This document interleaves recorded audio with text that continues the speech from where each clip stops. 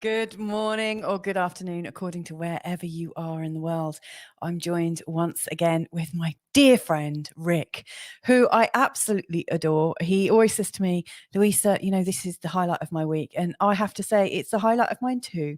So there you go. Let's bring him on now. He's waiting in the wings. Hello, dear friend. How are you? I'm really good. And thank you for that lovely intro. And Well, yeah, my wings are clipped today a little bit. I'm sitting in my office in Bali and writing diligently away and keeping busy. so what are you How are you writing doing about? today? Well, I'm fine and dandy. I had a 4 a.m. start this morning, even though Mhm. you and I had kind of like been talking about, you know, you don't have to get up quite so early, and I had a really early night last night, but because I'm not used to sleeping so much, I just kind of woke up bolt upright at 4 a.m. So I'm still in that sort of like mum sleeping mode, you know, Right. where we get up quite early. So yeah, I'm quite full of the joys of spring at 7 a.m. Mm, We're talking about unconditional love today, we and are indeed. That's a I hot want, topic, isn't it? it really is. And I want to start with I'm just going to take that back because we get a bit more of the view of Bali there. Mm, And I really like that. I want to throw in this question, and this question is something I hadn't considered until about 2 years ago. But do you actually think it's possible to love unconditionally as a human being? mm. At this stage of our evolutionary consciousness, I think Yeah, it's probably unlikely. yeah. There are too many factors. There's too much programming that has been done that we need to divest ourselves of, Mm, and we need to achieve a critical mass that is more conducive to supporting unconditional love as opposed to conditional love and the profound amount of fear that's being generated on the planet at the moment. So, but the starting point is to be able to define it and work towards it. So, as the old adage say, it's the journey, not the destination. So, yes. let's go on a journey, starting with conditioned love, going to love, and finishing up at unconditional love. In which case, I shall elevate from my seat, and no, I won't. I'll just be happy to have had the conversation. Yeah, I mean, it's really funny because it was my husband that put it to me, and you know, Carl, he likes to like kind of challenge people a little bit, and I'd always just assumed that unconditional love was the kind of highest love that we could have, and I assumed it. I just went with the assumption that it was possible as a human being to do it, and he said to me, "Well, how is it possible? How can you really love unconditionally? Because everything has a condition when a human's involved." Um, so yes, I love your description there that we could have it as a destination, Mm, and moving in the direction of unconditional love. So yeah. what is unconditional love? Um, Let me just, I think Carl has made a good point, and let me just perhaps qualify that. We are living in consecutive moments of now. So, are we talking about unconditional love from here on out in everything, in every facet of our life? Or are we momentarily able to give and receive unconditional love? Now, that's a very different perspective, isn't it? Oh, And a isn't it much more just? a doable one. Is it? So, Are you well, able to receive love unconditionally from people? in this moment before I start judging the person. No, I just but before the ego moment, for that nanosecond in there, Yeah, yeah, yeah. yeah. Yes. Let's describe it, and I don't profess to be able to say how I've mastered this in any shape or form. Still got my trainer wheels on. So let's start with conditioned love. Yeah. Conditioned love is I will love you if blah, blah, blah. If you, in the old days, it used to be if you have my pipe, my newspaper, the fire lit, and the dinner on the table at 6 o'clock. And my slippers. Yes, and the slippers. Don't forget the slippers. These days, we can replace that with anything. I'll love you if you promise not to run off with the baker. Yeah. If you promise to be faithful to me. If you promise this and that. So there's a condition associated with it. There is not an unfettered love coming that would ride over any deficiencies, any judgments or whatever. There's a boundary to this love that you must apply these conditions in order for me to love you. Yeah. And in that mind, that's not love. That's coercion, it's suppression, it's subjugation, it's power, it's control. It's not love at all. Right? But there's an awful lot of that. In fact, if you have a church wedding, you would commit. You commit in front of your family and friends, and in the sacred space of various things that are not knowing what's going to happen tomorrow. You make a lifetime commitment until death do us part. Yeah. Which is pretty hard to live up with, I think, because we don't know what's going to happen tomorrow.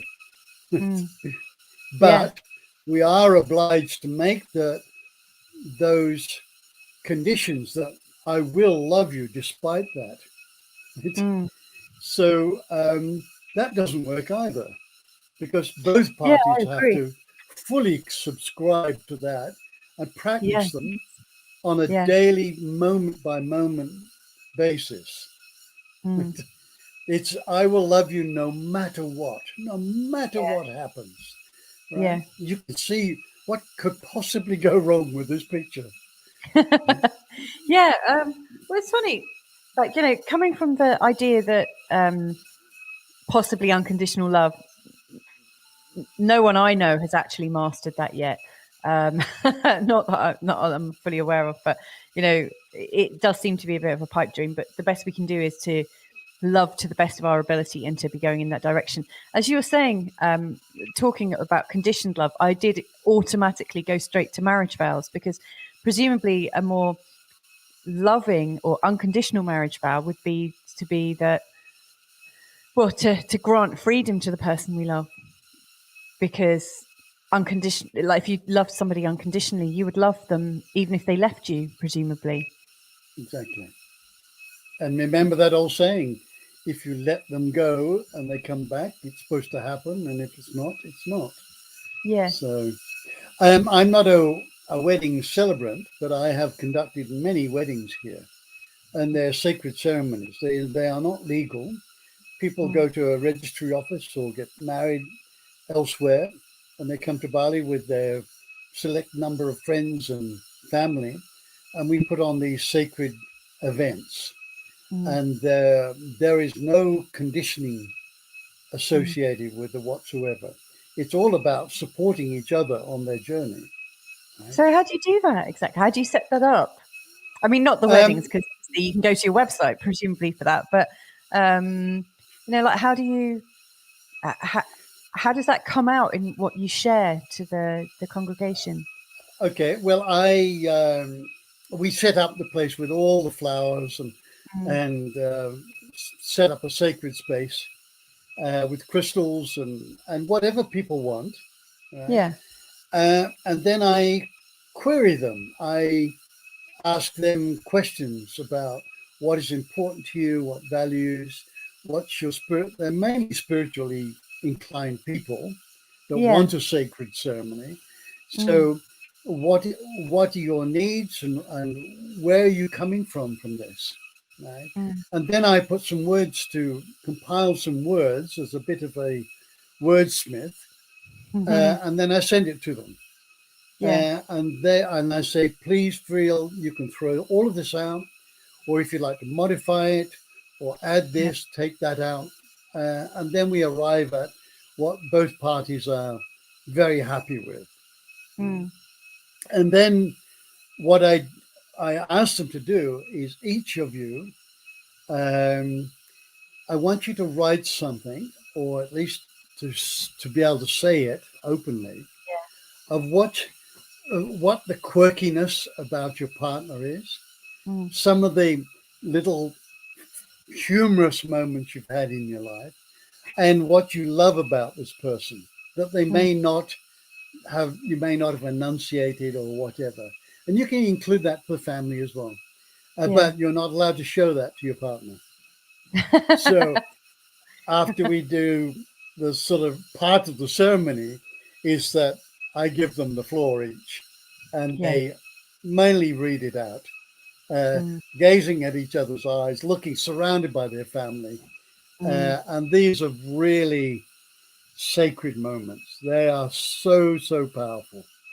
There is And something in congregation, isn't there? There's something about being observed and having a community kind of invested in it. yes, There's something very yes, there powerful is. about that. Yes, yeah. You can't get away with any BS. Yeah. And I Definitely sort works. all that out ahead of time. And interestingly enough, you know, with weddings, with more formal weddings, very often it comes with a lot of obligation, a lot Yeah. of obligation. Oh, we have to, we really need to invite Auntie Maud, right? Mm. Because she'll be really upset if she knew I got married and she wasn't invited. Yeah. But darling, you haven't spoken to Auntie Maud for about 12 years, and she Yeah. hasn't, not that you haven't spoken to her, it's just you haven't reached out and she hasn't reached to you, Mm. right? So she might be your mum's sister, but right, has she been really committed to your life and shown an Mm. interest in it? Well, no, not really.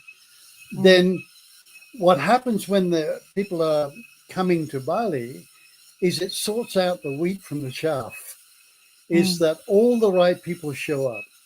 We've Yeah. never conducted a marriage here where all the right people didn't show up. Yeah. And everybody was made very welcome. And there's an amazing amount of love that goes between friends and family and family and family.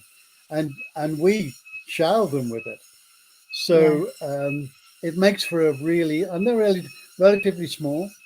My daughter got married here. I think there was 45 people here.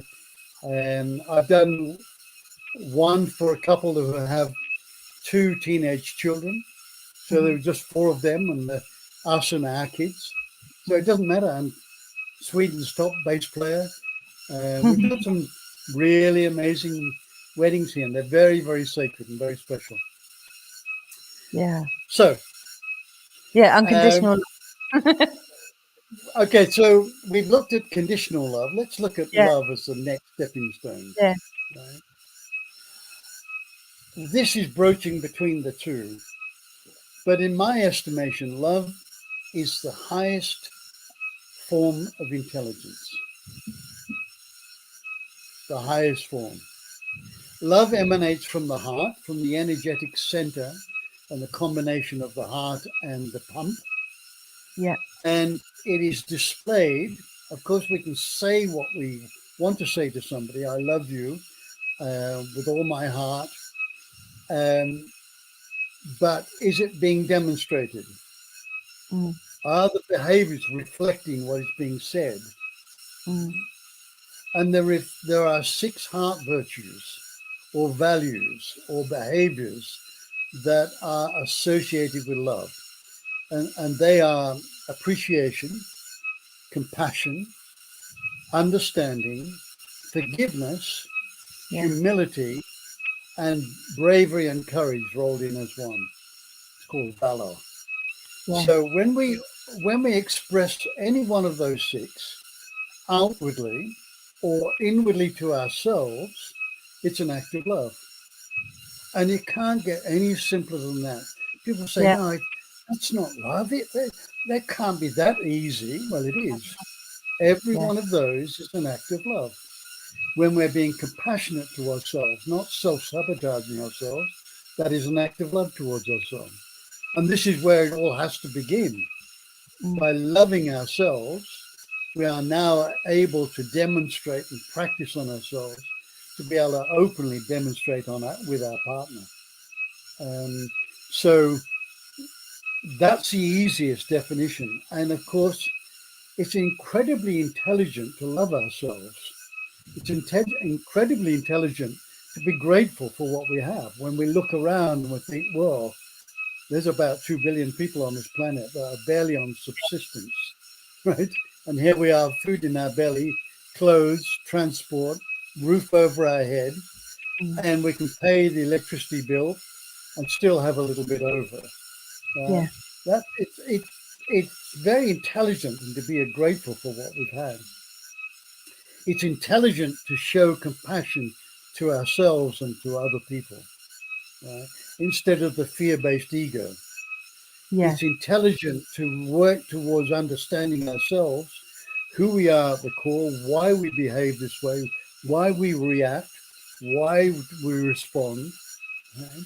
So there is an act of understanding, and then really put that out there. I'm going to do my best to understand this partner of mine, and these Yeah. children of mine, and this community. Right? Very intelligent. Yeah. It's intelligent to forgive people rather than carrying this burden of rocks around with me. You did me wrong 20 years ago, and I'm never going to forgive you. That person has forgotten. And I've coached many people when they've blurted it out, after all these years, the person was, oh my God, I never meant anything bad about that. And I'd Yeah. never thought about it for 20 years. But you've been carrying it around for 20 years like a Yeah. rucksack full of rocks. There's a burden around you. So it's very wise and intelligent to forgive ourselves and to forgive others. And then to be humble. We're just a little blue planet. We're just a speck of grain of sand on a beach in this extraordinary multiverse. Right? It's very humbling. And that's intelligent to do that because the opposite is to be egocentric. Right? For me, humility is to be egoless. There's no fear, there's no dominance, there's no superiority, there's no separateness, there's no judgment. It's just to be purely there, very humble. And then bravery and courage. Do we have the bravery and courage to step into a relationship, to open our hearts, Yeah. even though we've been hurt, right? Even though we think we've been damaged? The mind has been damaged, and the mind, excuse me, the mind and the emotional bodies permeate through this physical body. So yes, you can feel brokenhearted, but the heart is saying, okay, well, that didn't work. Bring on some more. Because I live on love. I am the source of love. We came into this incarnation to give and to receive love. So if we put this wall around our heart, we're preventing ourselves from expressing our highest purpose, to give and receive love. So that's That loving totally. ourselves. Sorry. No, That go ahead. totally really resonates with me. When you said the courage, like when we have the courage to step into love, when we have the courage to give ourselves that chance, knowing that it could fail. I think that was one of the things that maybe held me back from having a love that has resulted in me having a family, as opposed to my first love, which it didn't yield that. And you met me at the end of that relationship, and I was kind of brokenhearted and all that. And just before I met my husband, I watched. I know you quite like Brene Brown. Is that right? Yes, The indeed. lady who's spoken on TED Talks. Vulnerability. Yes, and I watched that video literally just about a week before coming into like Carl and I met. or crashed into each other's worlds. But the thing that I really picked up from her was, you have to be absolutely vulnerable and open to having your heart smashed to millions of little pieces. And then I looked around at all the people in my life who I knew had a partner that loved them, and with whom they had families and stuff. And one thing that I really noticed was that when they were hurt, when they were upset, they had no problems in reaching out and receiving love from others. They didn't mind about being vulnerable or being looked at as being silly, and I realized I had this whole layer of pride around me. I didn't want people to see me fall or crush or be crushed, and with that came a massive shed, which I think really gave me the chance to connect with Carl, like without a wall or with fewer walls. So having the courage to put yourself in the situation of finding love is a huge act of bravery. It is beautiful and well done. Well done. Got there in the end. Because it takes courage to step out of our comfort zone. It does, doesn't it? It takes enormous courage to be vulnerable. Here I am standing naked before you on the stage. If you don't like what you see, I'm sorry, that's not my problem. Right? Yeah. I'm not. If you were no nudist, you would understand that perfectly. But it's when we strip away all of this pride and worrying about what people think, if we can step into that and be willing to be vulnerable. And Brené Brown in that one, it was an amazing TED talk, and I certainly recommend seeing it. But even one of the others, great. Like, I mean, it's such an old TED talk as well, isn't it? Yes. It's like 11 plus years old now, and it's still fast. Sorry. One of the other big takeaways from that is that she says you cannot selectively numb one part without all of the parts getting numbed. So when we close our heart because we're afraid of being hurt, we're numbing down all the feelings that the heart is trying to say, come on, give me some more love. I loved that. I loved that woman. I loved that man, right? But it's not happened. It's not worked for whatever reason. I've healed. I've moved on. Now give me some more of that, because it was just so joyous. We've all experienced love, right? Yeah. We're in a daze, right? We've got these rose-colored glasses on. We're upset. We're in la la land, just in this extraordinary euphoric state of love. Of course, that changes throughout a relationship, but the heart is saying, give me some more of that. Yeah. So if we've numbed our heart, if we've built a wall around it, or a barrier, an impenetrable barrier, so we don't get hurt, then we have stifled the love that we have in our heart. Can't get through that impenetrable barrier, and anybody else's love can't get through it. So we've numbed ourselves down. Is it any wonder that we get miserable, right? And upset and lonely?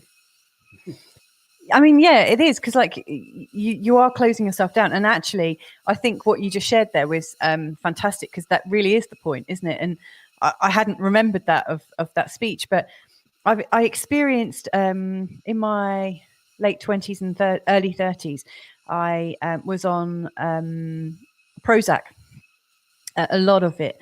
And I wasn't prescribed a lot of it, but I managed to get hold of a lot of it. And I took it a lot. And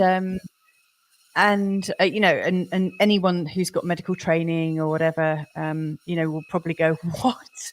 But I came off it. I just went cold turkey on it in the end after about 5 or 6 years of use. But what happened to me is I got, talking about the selective numbing, you can't numb one part without numbing everything. One thing that got very clear for me was that I was taking it because I couldn't cope with the feelings of having lost a love. But I realized my whole life was just numb. I couldn't feel anything. And And it took a while for it to really dawn on me. But in the end, I realized I hadn't really felt anger. I hadn't really felt hurt. I hadn't felt hate. I hadn't felt love. I hadn't felt, just was in this kind of mid ground of not really feeling anything. And it wasn't a bad place because I was in this mid ground, but with a kind of a silly mask on, where I was like mildly amused by things, so I wasn't in a terrible place. But it's not me. I'm not a mid-ground person. I'm a sort of up and down person. I like to really feel all of life. And I realized that I was really missing something. And so that was it. When I knew that, I just quit cold turkey because I'd rather feel pain than not feel anything at all. And Yes. and then coming to Bali and meeting you, all of that just put me on this upward path. But I had to feel again. Yes. Yeah. And there again is the perfect scenario. We have to experience what we don't want in order to know what we do want. So we had to experience that. And you've risen above the risen out of the ashes, and look what a beautiful family, and look what you're doing with your life now. These are all acts of love. Every interview you do, every reading you do is an act of love that you are giving spontaneously from your heart. So, beautiful. Thank you. Well, I need to thank you too, because I don't like the work that I observed you doing, which is love in action, as far as I can see. You showed me the model for it. These things don't just happen by chance. I don't think this idea would have ever come to me had I not, seen the wonderful work that you and Lita were doing, with your Wednesday nights, giving of your time and helping to create a community, and then just like meeting you and hanging out with you. These are the models that inspire other people to do more and more and more and more. So you're part of that, and thank you for that. Well, and then seeing my husband, because like Carl, he's always doing community radio, and he's on air once, maybe twice, sometimes 3 times a day. He can't help himself. Often for no money, other than just the not for any payment, but for the joy of doing it. And it's having people like you in my life that allows me to do this. Yeah, beautiful. And that is the highest form of consciousness, is selfless service. There is no expectation of anything in return. You just give it out of the goodness of your heart, with no obligation attached to it whatsoever. And this again, now that leads us into unconditional love, right? Because unconditional love, there is no condition that you're giving love with any expectation back, just as in selfless service, right? Yeah. So in those moments that Carl is giving, and you and many, many others are giving themselves as an act of selfless service, to me, that is unconditional love. Right? Now, it might not be lasting, and we might not be doing it all the time. But I do believe we are, with our trainer wheels on, we're practicing towards it. Yeah. Because the carrier wave of the service that we're providing is on a wave of unconditional love. Right? It's not, if it was conditional, it would be on a wave of, okay, I'm going to give you this, but you now owe me, right? And when I'm ready, I'll call in the debt you owe me, whatever it is. That is conditional love, and it's conditional service. So every time we do a random act of kindness, I used to drive Lita crazy when we lived in Singapore. It's a busy city state. You go in and out of air conditioning places. And this is before some places had revolving doors. Most times they just had push doors. I would walk out, look behind me, see if there's anybody there, and I'd hold the door for them. Right? Yes. And there might be a dozen people come through. And if it's a guy, I might just hold my hand out and say, "Oh, that'll be $2, please." Everybody would laugh, and I'm making sure. Meanwhile, Lita's going, I can't get on with this. And it was just spontaneous. I wasn't trying to big note myself. It was just that somebody had done something nice for me, and it's contagious, right? Yeah. It's paying forward. Mm. So when we do these random acts of kindness out of our heart with no expectation, to me, those are momentary moments of unconditional love. That's the carrier wave that they're riding upon. Yeah. Oh, Your yeah. turn. Well, no, I want to appreciate what you were doing, because actually, when you are in a hot place like Singapore, to have an extra second of coolness and air conditioning feels really good. So you opening the door for them, that facilitates them to feel better. I like that. Yes. So I'm interested in unconditional love, or the idea of how we love our children, because right at the start, when we were talking about conditioned love, I will do this for you. I will love you if you do this for me. I think that is the love that rules most families, whether we like to hear it or not. But it's often not spoken out loud necessarily. So, for instance, there's the inference of conditions whilst people are telling you that they love you. Like, for instance, oh, I love you when you're doing something really, really nice. And the moment you do something that is not actually the preferred behavior, there's nothing like there's a, I don't know. I mean, I'm trying to not condition our children. I'm trying to raise our children to feel comfortable however they are, and to know that they're loved because they are the people that I love, And I'm wondering the best way to do it, because I'm very aware that my parents didn't say, I don't love you because you have done this. But I was very aware of the conditions put onto the love. I mean, what advice? Okay, here's what advice would you give to parents who are starting out now to create the best kind of love? No, I'm just kidding. Well, that's actually quite wise. But I mean, I think it would be really useful to have a conversation about how to express love with your children. Yes. My son, as you know, Digby turned 10 yesterday, and wow, I've been a mum for a whole 10 years. I can't believe a whole decade. And I was realizing that there's been some changes in the way I parent. Like, the first child, you might come down heavier with, you might be more neurotic with. And I was thinking, like, child number 3, who I didn't even name him then because he's like the third one along, Solomon, have a very different response with, just because you are more laid back, a few more down the line. How can you prepare new parents that would really help set up love in the right way? Yeah. I don't think it's easy to prepare for parenthood. Bearing in mind that we will be emulating to some degree the parenting that we received, and that may not have been very conscious. Right? Yes. So I think it well behooves us to, all consciousness must start with us.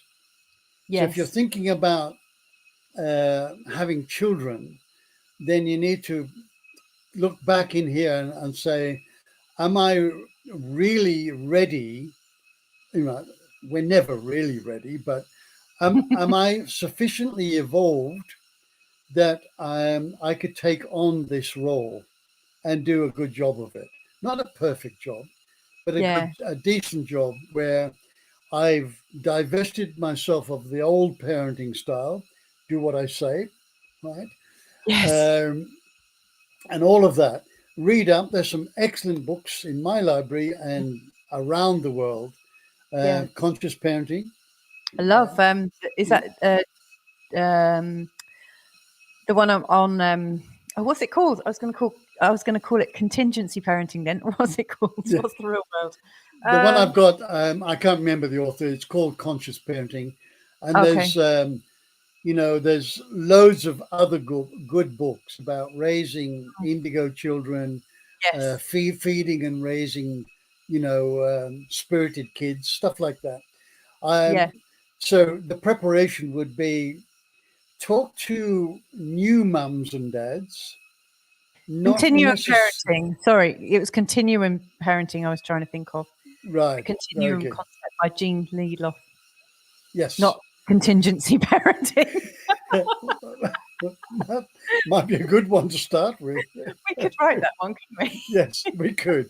Yes, I'll love you with this contingency. Do not wake me up at 4 o'clock in the morning. You know all about that today, don't you? I do. So So, the very fact that you can breastfeed your children on demand, on yeah, their demand, not yours, yeah, that you can get up at 4 o'clock in the morning or 3 times a night or 7 times a night mm, to be with your child, to comfort them, to feed them, to change them, whatever it is, when you much rather be sleeping. And yeah, you think back to your single days when you could sleep all night and all of Saturday afternoon. yeah. Right? Oh, yeah. So these are acts of unconditional love. Mm. And our children teach us this, right? Our animals teach us unconditional love, They do, right? don't they? Yeah. Yeah, they do. So we've got lots of role models around us. Just be very discerning as to which role model you go to Mm. get advice, right? Yes. And if you do ask advice, take full responsibility for the fact that you've asked it, right? Mm. So that you may not like the answer. Yes. So the first thing is to work on your own stuff, your own ego, your own fear, your own. The ego is all about I, me, mine. And Mm. when you get into parenting, it's us and we. If you're in a relationship, a family, it's us and we the family. What Mm. what is good for us, as opposed to the ego? I want this, right? This is mine, and what about me? Mm. So wherever you are in the level of consciousness or the arena of consciousness, is we need to you need to do some work on what is going to be coming to you, because you cannot raise a child from a pure ego point, right? Yes. Because you wouldn't get out of bed, right? And the neighborhood would they've been banging on your doors. I've been listening to this kid for 8 hours screaming his head off. You Yeah. need to get out of bed and do something about it. And Yeah. before you know, the welfare people will be around. Mm. So, cut a long story short, make sure that if you're going to be a parent, and they're not always planned, right? Mm. But make sure we're in a good place, right? Yeah. So that we can imagine what it would be like to have 3 or 4 nights relatively sleepless. And then I told Lisa, having a 40-year-old daughter now and two 12-year-olds, so becoming a father again at 63, I'd learned a few tricks along the way. Yeah. I said, darling, when she was feeling exhausted, I said, darling, look, the first 20 years are the hardest, and then it gets a tiny, tiny, tiny little bit easier.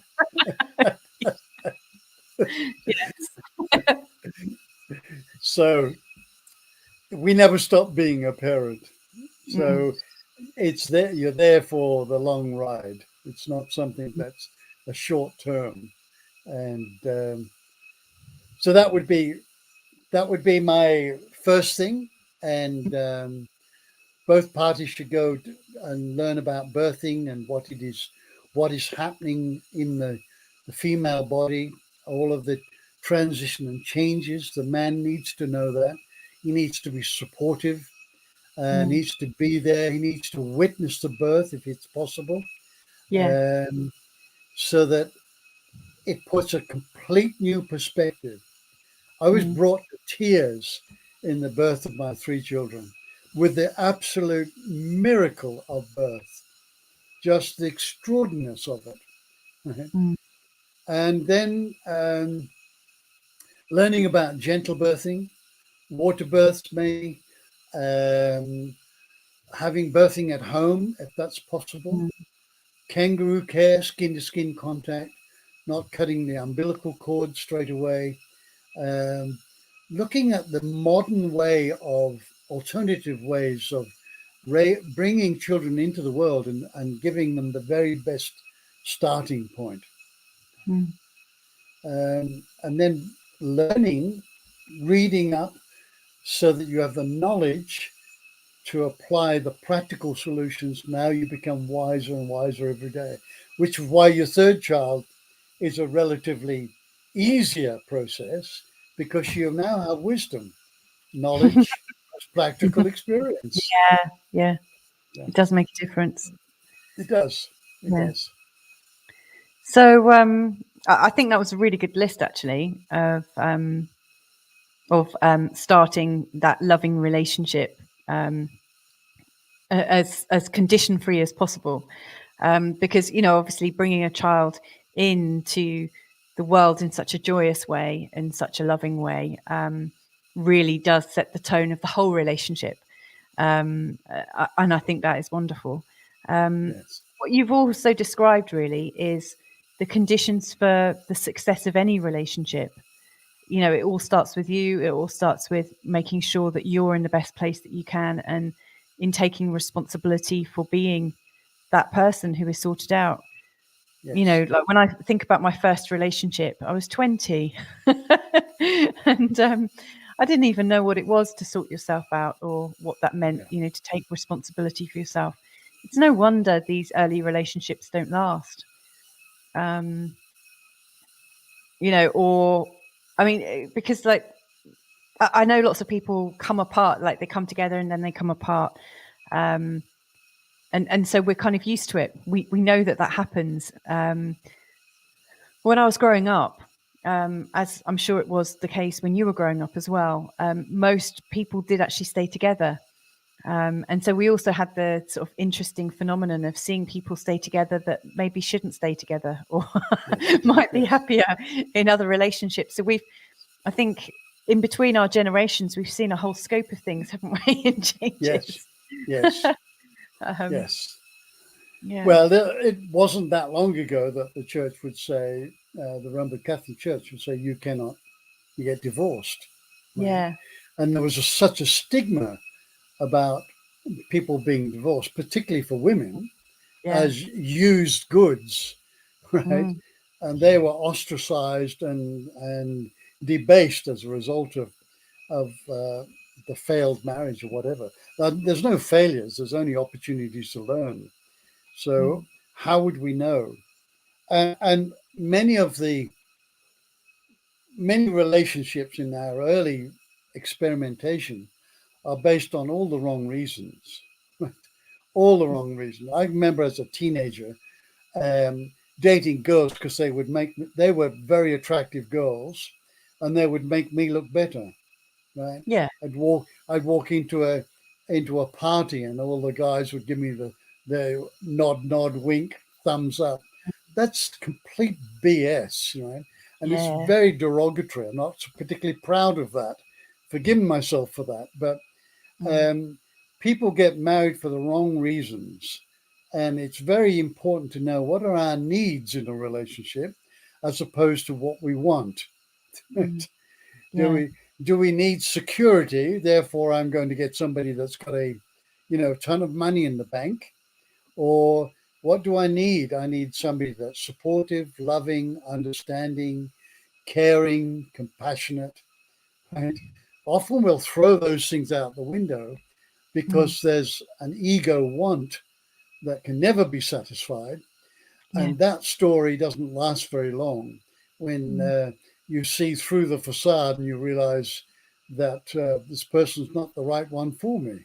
Right? yeah, But people stay in the relationship for years afterwards. So we need to, I think, an additional answer to what we were saying, know your values, because when you have a match of values, both of you value integrity and trustworthy and honesty and all of the match of values, you've got a much better chance of having the foundation of a workable relationship. If one party doesn't value honesty and the other one does, it's not going to work. Yeah. It can't work. I can't see, the years of counseling, I Mm. cannot see how you could make it work. Right? Mm. Oh, yes, they might stay together because I'm being looked after and I've got all the money in the world. I can go out shopping and do whatever I like, male or female, and shop for a new car and everything else that I want, right? But are the real core needs being met? And I think not. Yeah. So make sure when we go into a long-term relationship, there's a match of values, and you don't have to share the same interests, right? But I think people should be supportive of each other. If on our certainly on our life path, we can't do it for them, but we can support their efforts along their journey. Uh, Choose well, and then when the babies come along, make sure you're in good shape and become informed of what it's like, and then give yourself in service to this child. Yeah. And on a wave of love, that's the best thing we can give our children is love and our presence, just being there for them, holding them. And I just received this, it was a long time coming, from one of my favorite people on the planet, Gabor Mate. Oh, wow. Hold on to your Hold your hold on to your kids. What he's saying is what they need most is not lecturing or punishment or whatever. They just want to be held. They It's just want to be held. that you're so right. You sent me something, a lovely, lovely written piece, and the bit that I got back to you with was, "We are dropping soft, secret love bombs when no one is looking." That Yes. really resonated with me, and I think that to me is like unconditional love as well. It's kind of doing Yes. it when no one's looking. So Yes. we've touched on a lot of things actually. So we started off with the question: is it possible to have unconditional love? And something that we both kind of agreed on was that it's a direction. It's a kind of a direction of where we'd like to be. Is it possible? Who knows? Then the idea of what is love? How do we know what isn't love? And the importance of allowing ourselves to be vulnerable, to be opened up by it. And also the idea of being of service and humility and all of those beautiful heart virtues that you shared. Is there a last word that you'd like to? Is there anything that you just want to say before we Yes. The close? last word is intimacy. It's one Ooh, of the first things that go out in a relationship. We get yes. familiar with somebody. Mm, Um, and when you've got kids, as a mother, it's very hard to give intimacy when you've been giving yourself relentlessly oh to this yeah. Yeah. child. Um, so intimacy is not it's not sex or make love making. Intimacy is the small little things that we did when we were dating. We would hold hands, we'd open the door, we would just touch each other, we'd stroke hair. Well, in my case, wasn't the case, but um, I'm we sure would you've do been the struck. we do these little things that are acts of love. They're Mm, spontaneous and they are unconditional. There's no expectation of anything back, right? yeah. They're just beautiful, spontaneous moments of intimacy. And I Yeah. often say in my coaching, can you get this intimacy back in there? Buy some flowers, have a bottle of wine, set one day a week off that is without the kids, or you're going to have a dinner. Just make some special occasions, as small Yeah. as they can be, right? Mm. Each one of those is an act of love. with Yes. no expectations back. That's So perfect. That was we've come a best. full circle. I do believe that while we may not be able to maintain it in every moment, I do believe human beings can express unconditional love, if only momentarily. Beautiful. That is beautiful. Thank you so much once again. Oh, that was lovely. Thank you. Thank you. And do you know what? One of the things I really like about us meeting up like this on a weekly basis is it sets my day up really beautifully. And, you know, like after this, you know, I go and get the breakfast sorted with the kids and stuff, and Carl comes on and starts his broadcast. And then after, you know, when he's finished, we often all come together as a family, go for a drive, do shopping or something.